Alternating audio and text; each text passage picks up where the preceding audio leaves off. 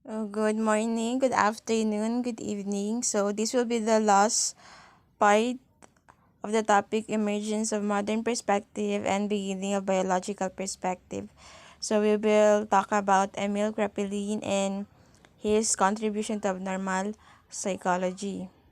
So we will discuss the biography of Emil Kraepelin, his works, particularly the compendium, their psychiatry, and the distinction between dementia precox and manic depressive psychosis. So, our intended learning outcomes. So, at the end of discussion, students should be able to know the biography of Emil Kraepelin, identify his work and contribution to abnormal psych, and the distinction or the difference between um, manic depressive psychosis and dementia precox.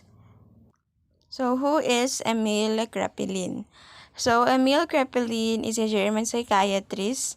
He was born on February 15, 1856 in Neustrelitz, Germany.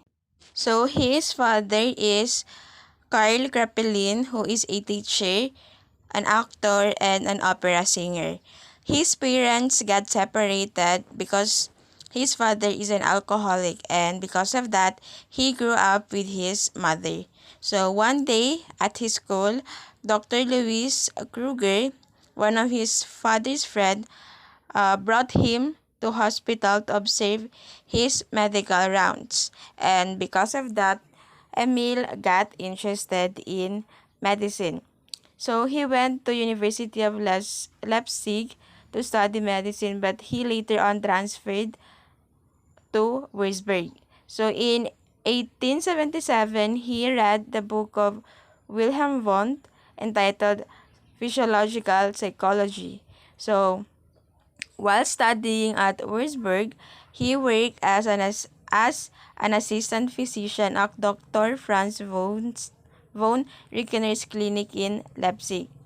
In 1883, he finished his doctoral studies at University of Munich and became a psychiatry professor at the University of Dorpat.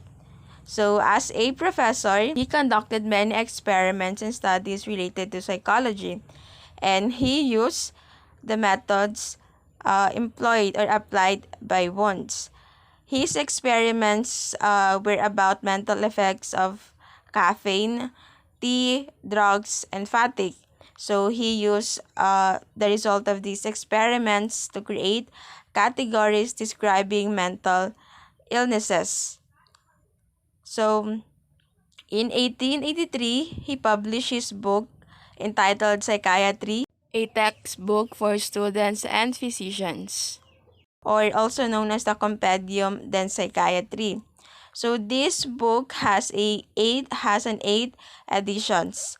So the book emphasized the significance of brain pathology in mental disorders.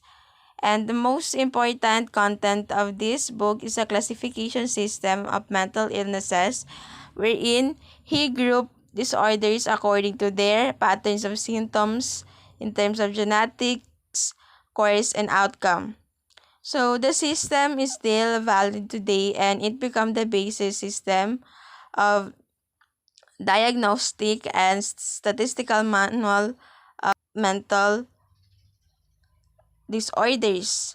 So in the sixth edition of the book, he added the distinction of the two mental illnesses, the dementia precox and manic depressive psychosis, So dementia precox is now called the schizophrenia. a condition wherein a person abnormally interprets reality and may experience hallucinations, delusions, and thinking disorders. And this condition was due to organic changes in the brain. On the other hand, manic depressive psychosis, or also known as bipolar disorder, is a condition in which a person has severe high and low moods that quickly change.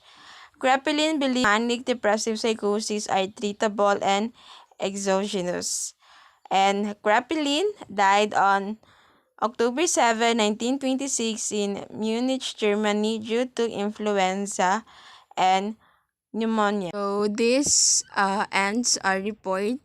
I hope you learn something from our discussion, and thank you, and God bless us all.